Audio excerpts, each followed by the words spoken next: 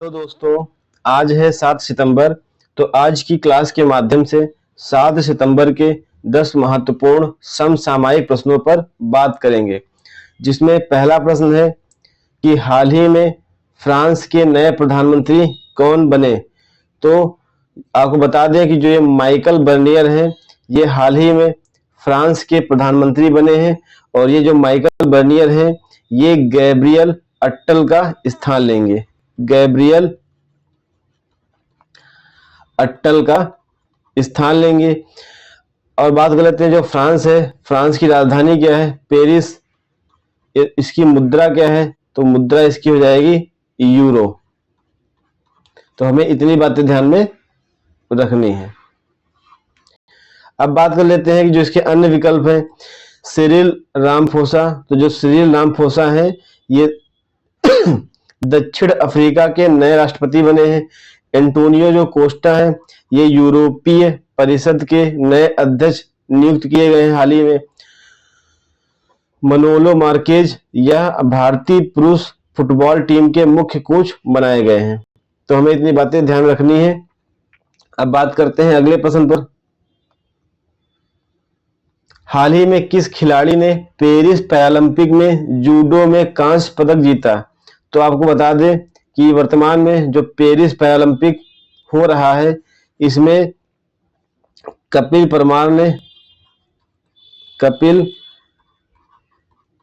परमार ने पुरुषों के 60 किलोग्राम पैरा जूडो में कांस्य पदक जीता। तो पेरिस पैरालंपिक के अब तक के इतिहास में पैरा जूडो में कोई भी पदक जीतने वाले ये कपिल परमार जो हैं, पहले भारतीय खिलाड़ी बन गए हैं। तो हमारा सही उत्तर हो जाएगा ऑप्शन डी, कपिल परमार। और यह मध्य प्रदेश के रहने वाले हैं। जो अन्य विकल्प है ये देख लेते हैं कि जो अनुया प्रसाद है, यह विश्व बधिर शूटिंग चैंपियनशिप में इन्होंने स्वर्ण पदक जीता है। जो प्रीति पाल है, यह पेरिस पैरालंपिक में 2 मेडल जीते हैं। तो पेरिस पैरालंपिक में या पैरालंपिक के इतिहास में एक ही सीजन में 2 मेडल जीतने वाली प्रीति पाल पहली भारतीय महिला बन गई हैं। और जो निषाद कुमार है, यह इन्होंने अभी हाल ही में मेंस हाई जंप में सिल्वर मेडल जीता है। तो हमें इतनी बातें ध्यान में रखनी है। अब बात करते हैं अगले प्रश्न पर। हाल ही में पहला संयुक्त कमांडर सम्मेलन कहां आयोजित किया गया? तो आपको बता दें कि जो ये संयुक्त कमांडर सम्मेलन है, यह पहली बार इसका आयोजन किया गया है। और जो इसका आयोजन हुआ है वह हुआ है लखनऊ में।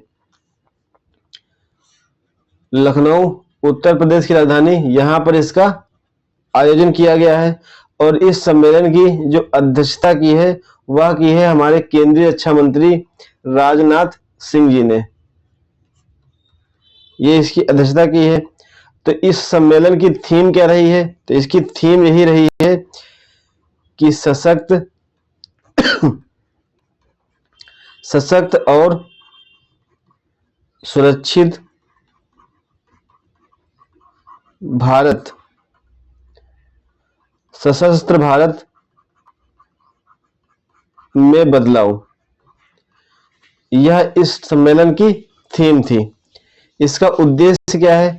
तो इसका उद्देश्य यही है जो वर्तमान में या भविष्य में जो चुनौतियां हैं उनके निपटान करके भारत की सुरक्षा को सुनिश्चित करना, यह इसका उद्देश्य है। अब बात करते हैं अगले प्रश्न पर।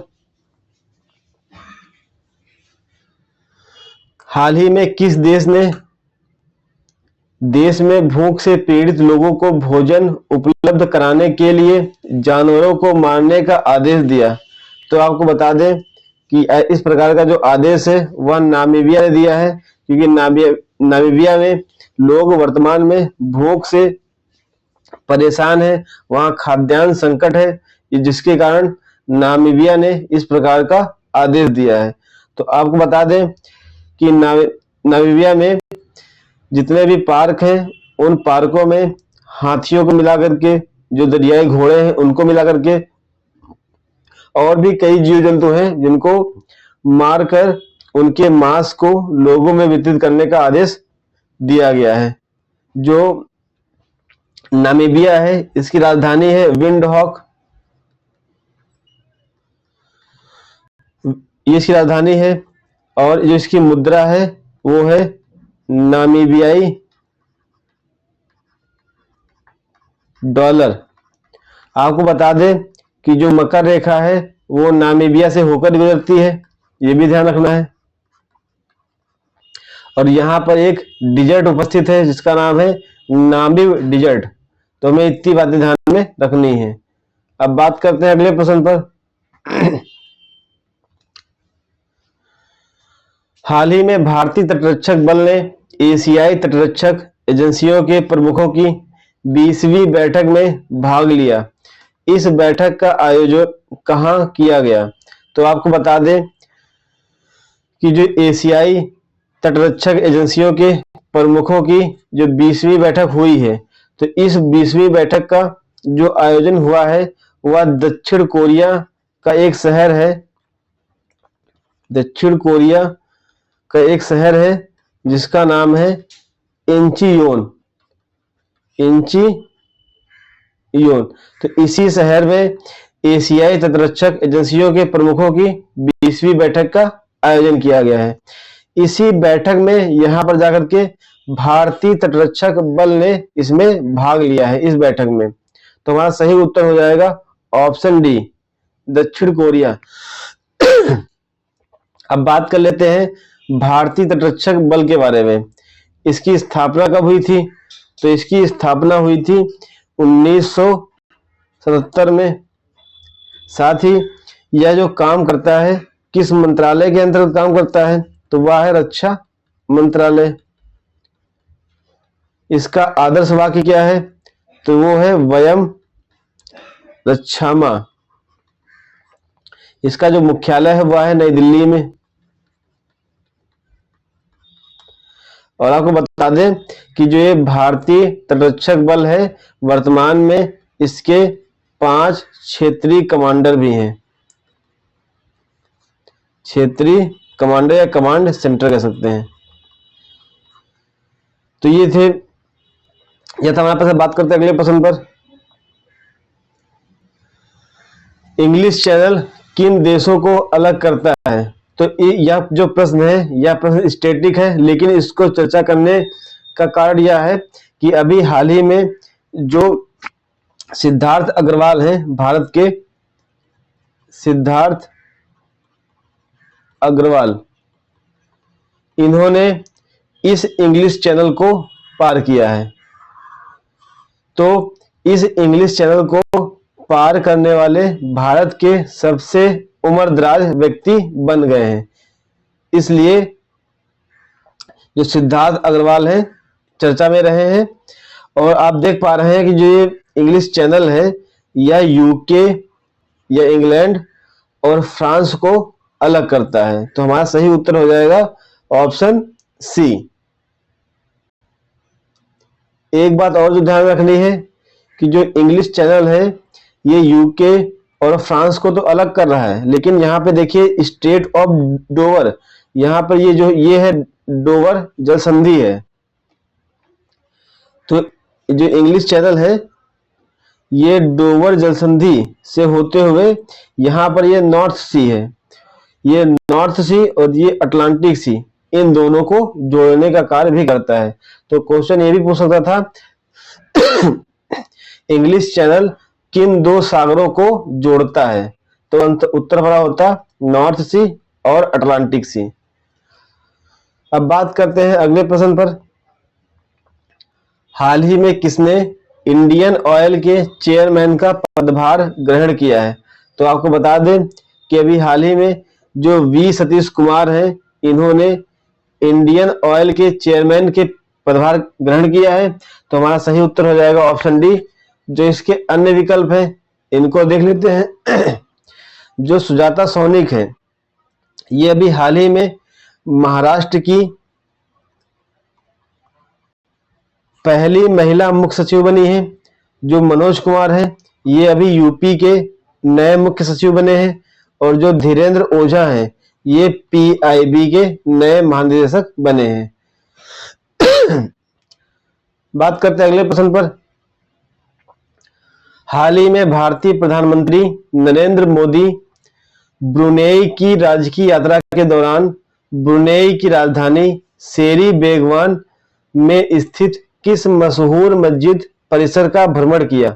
यह प्रश्न बहुत ही महत्वपूर्ण है।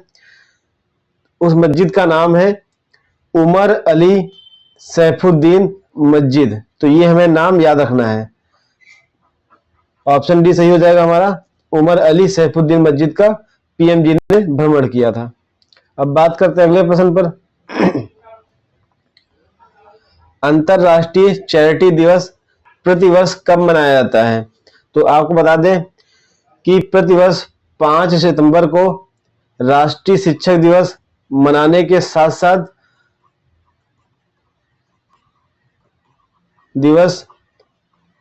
साथ